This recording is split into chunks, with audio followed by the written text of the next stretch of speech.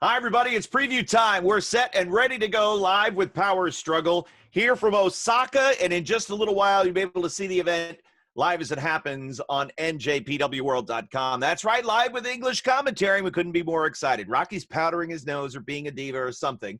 But Chris Charlton is here with me, and we're going to run down the card really quick, Chris, and get everybody set and ready. You know, there's so much interest in everything that is happening with Power Struggle because it has a direct correlation to Wrestle Kingdom 2 nights, January 4th and 5th. That's what makes Power Struggle, to me, one of the most important events of the year, even in this crazy year. Right, almost especially in this crazy year, because you just never know what's going to happen, and it's such an intense, condensed card of 6 singles matches, all very, very high stakes, and beyond that, I mean, there's such a history of surprises and people coming in out of nowhere and big matches being made for Wrestle Kingdom that you really can't take your eye off the ball for a second here tonight. Yeah, absolutely, and I mean, again, if we run through the card, we can talk very quickly about a couple of the early matches that we'll see, including Toriano defending the KOPW 2020 Provisional Championship against Zack Sabre Jr. in a match where there will be no turnbuckle pads. So who does that favor? Does that favor Zack? I would say probably Yano gets wiped out more in those exposed corners than his opponents do. Yeah, but maybe that's because of the time it took him to remove them. It's a very difficult, situation. But Zack Sabre Jr. was saying, well, it doesn't really matter because he's going to keep Toriano right there in the middle of the ring. And he said he's going to throw the trophy in the bin. That would be just sacrilegious for the. It would be total Zack to do something like that. Then, of course, special singles match. How about this one? And you and I could probably talk about this for an hour and not even begin to scratch the surface. But we only have a few minutes. The Great-O-Khan versus Kazuchika Okada. We'll get into it during the broadcast, but there's just so much eerie similarity to 2012 with this situation with Okada facing Great-O-Khan when not a lot of folks are giving Great-O-Khan an opportunity to win, and Okada's solely focused on Will Ospreay. Yeah, that's true. I hadn't thought about it that way. I thought about it in terms of you go back to 2015, and then you had the new Pareja in a new stable of Evil in his singles match with Hiroki Goto. And so then that situation, if you remember, Tetsuya Naito had an earlobe injury, quote unquote, and then played a part in this match. You've got to look at Great-O-Khan and think, is he alone in this situation? Will Ospreay will likely want to make a statement, certainly an exclamation point after the match, if not during the match against Okada. Then we'll see, and I'm jumbling my matches a little bit because second on the card will be the Never Openweight Championship with Shingo Takagi versus Minoru Suzuki. Chris, more likely, less likely? Are we more likely to see what we saw during the G1, or will we see something completely different? Is this like the G1, like Jingu Stadium? Is it going to be a straight-out slugfest? I think we're going to see something different. I think that probably comes down to what we saw in Korakuen back at the weekend. Minoru Suzuki with that steel chair to the back of Shingo Takagi and the Gotch-style pile driver after the match, and then attacking Shingo again backstage. Certainly, Minoru Suzuki, Shingo's pushed his buttons, and he wants to teach this kid a lesson. And I think things might get hardcore in the second match of the night. Yeah, he puts that Boston Crab on Bushi a lot because he just sees Bushi as a junior heavyweight, as a young boy. Ugh. And he did the same thing to Shingo the other night. I'm interested to see where this one goes. I can't pick a winner. I would have said Shingo going in, but I think his back might be the difference here in this. We'll see what happens. Then, of course, we've got briefcases. We've got 2 briefcase matches. 2 briefcases, sort of 1.5 briefcases. Yeah, I know. And it's not the briefcase itself. It's, of course, the contents within, because both contain just financial reward and pride and immortality for some when you look at what it is. Because first, you'll see KENTA defend the rights holder certificate for the U.S. Heavyweight Championship title opportunity against Hiroshi Tanahashi. KENTA fractured the briefcase on Tana's head during the G1 and then absolutely eviscerated it on Tana's head the other night at Korakuen. But this is not about the attaché. It's about the contents. Chris, who do you think gets the win? I mean, Kenta's a marked man on both sides of the Pacific because Tanahashi's going after him in Japan. You've got David Finlay looking to fight Kenta on NJPW Strong. So at some point, some of that pressure might start to get to Kenta. And when it gets to this sort of time, and when Tanahashi wants to make moves for the Tokyo Dome, then he makes moves for the Tokyo Dome. So I might want to give Tanahashi the edge here, and maybe he'll be looking to I don't know, pull whatever miracle out of the hat to bring a certain someone with him to Japan. Who knows, for the Tokyo Dome, January 4th and 5th. There are few better in the home stretch of every calendar year than Tanahashi. As he starts to gear up for the Dome, you almost can't bet against him. So I have a feeling that we could see Tanahashi pull this one out, and it will be a new challenger for the United States heavyweight champion. But the G1, you talked about Tokyo Dome, Chris.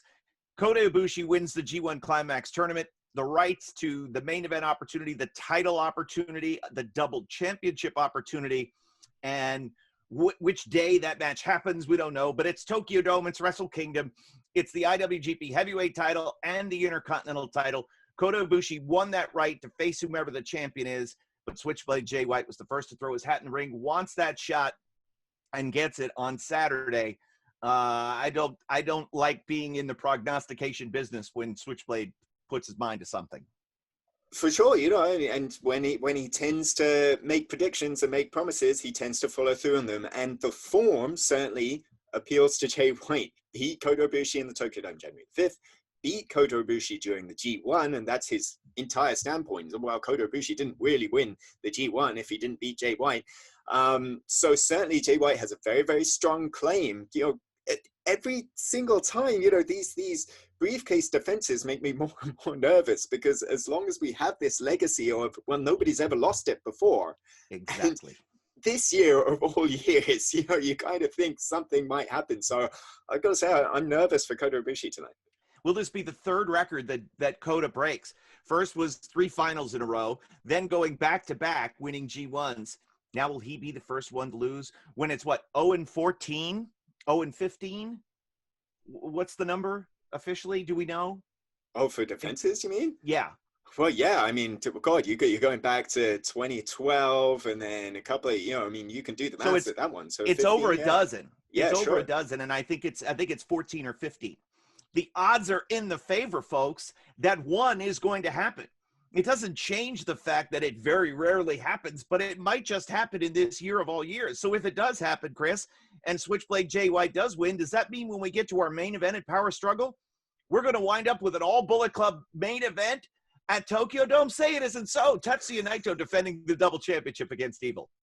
Well, I think this is the thing. I mean, that idea that the black and white summit of Evil and Jay White, it seems that they've been at loggerheads for months, so it could well be that it all comes together in a Bullet Club main event at the Tokyo Dome. For me, Tetsuya Naito and Evil, the ominous situation here, Naito seems to have something at the back of his mind, even though he's beaten Evil throughout the Road to Power Struggle Tour.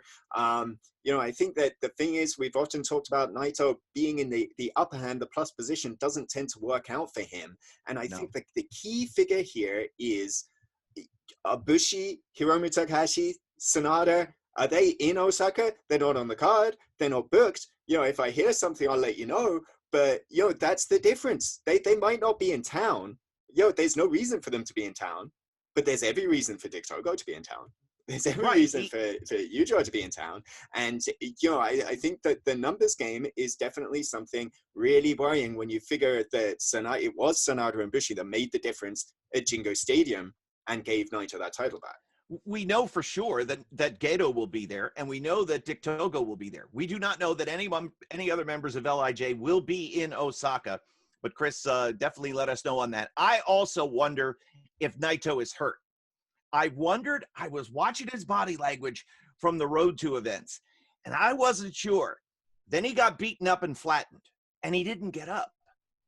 And then he got his mouth busted open last night or 2 nights ago as we record this. He was a mess, and he just doesn't look right. Am I off base here, or is there something to this? Yeah. I mean, I think you're right. And whether there's something that whether it's physical or whether it's that mental edge, that little creeping self-doubt that you sometimes see in Tetsuya Naito coming into play. Again, I'm nervous about that one. I Right. really, I'm not sure. Yeah. Well, I can tell you this, and Chris, you know this probably better than me. The overwhelming majority of fans will just throw their hat on the ground in just sadness if Evil and Switchblade Jay White is our main event for Wrestle Kingdom. I mean, if there is an event where you got to watch just to see, like, I don't want to see the monster come out and get the teenage kids that are hiding behind the wall of chainsaws. This is the one where it's going to happen. This is going to have the horror movie ending, and I'm going to be breathless watching this thing. Calling it. The big question is what is, Gino Gambino taking care of business in Australia? What is he doing? Watching this ongoing battle with Jay White. That's why I see he hasn't joined us on the air recently. He's waiting for a leading horse to back in this situation.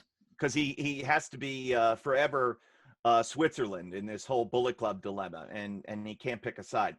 And then, we'll get done with Power Struggle, and then we're going to basically jump right into the start of World Tag League and Best of Super Junior, and the announcement made the other night about the field of not only Best of Super Junior, but also, what a surprise, the Super J Cup. One night, 8-man, ELP, the defending champion. All the information on those two tournaments are up right now at njpw1972.com. Chris, we're going to be on pins and needles, I got a feeling, in just a little bit here at Power Struggle. Yeah, absolutely. As we said, nothing, you can't take your eyes off for the next, 2.5 hours that we're on the air. There's not going to be a single moment that you're going to want to miss. Just glue yourself to the couch here tonight. All right. So, and the best news of all is that all you folks will be able to join us live with English commentary. Rock will be with us as well. Chris, Rocky, Kevin, and we'll be doing our thing just like we did for the final 3 nights of the G1. It worked great. We've got fingers crossed that everything will work again as we broadcast via internet, via Osaka to all of you all over the world. And it is going to be fun. So Power Struggle in just a bit. Make sure you join us. If you're a new subscriber, sign up now, njpwworld.com, and you won't miss a second of Power Struggle. For Chris, I'm Kevin. We'll see you in just a little bit. Thanks for joining us.